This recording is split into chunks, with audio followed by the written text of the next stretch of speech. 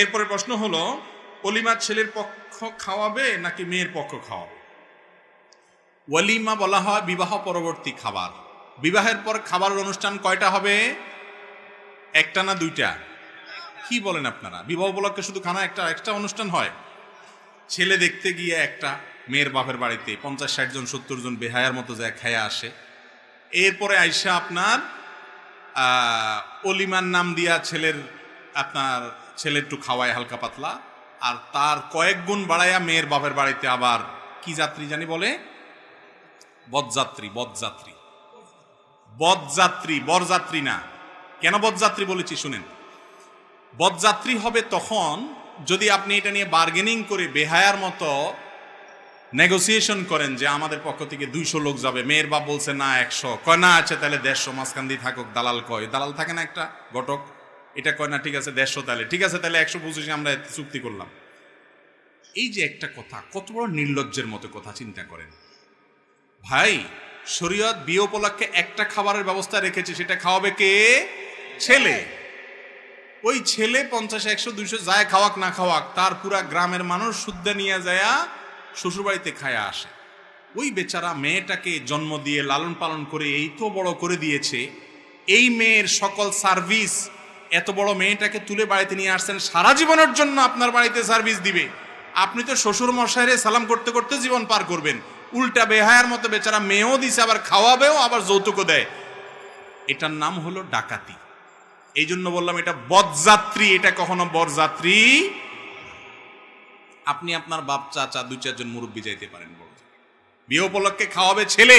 কিন্তু আমাদের সমাজে বিশেষ করে মেয়ে জন্ম দিয়া বাপ মা যেন ভুল করে ফেলছে, অপরাধ করে ফেলছে। যুবকরা, এই অনাচারের বিরুদ্ধে আপনাদেরকে দাঁড়াতে হবে যে আমার বিয়েতে অনাচার আমি করতে দিব না। মুশকিল হলে এটা যখন বলবেন তখন মুরব্বীরা বলবে, বাবারে বিয়ের আগে হাতে শ্বশুরবাড়ির পক্ষে কথা কয়, বিয়ে করলে জানে কি করব, ঠিক না? ঠিক বলবেন না।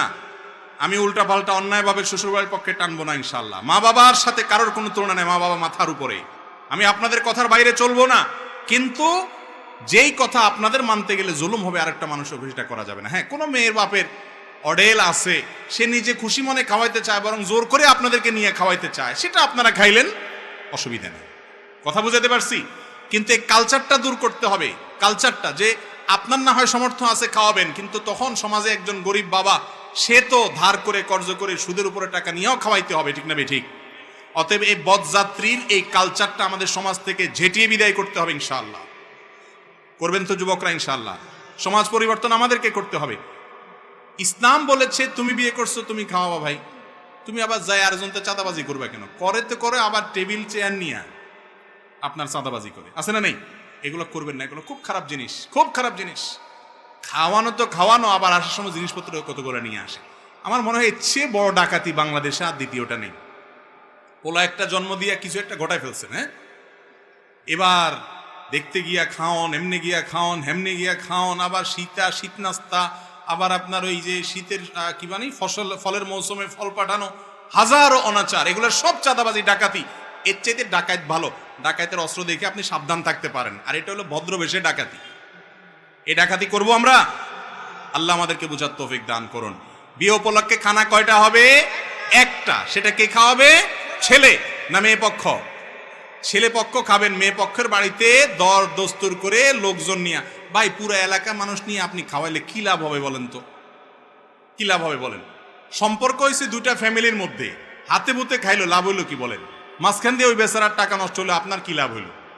সমাজের মানুষ কি বলবে ওই সমস্ত দিক না থাকে, কোরআন হাদিস কি বলে সেটা মানবেন তো ইনশাআল্লাহ? আল্লাহ আমাদের তৌফিক দান করুন।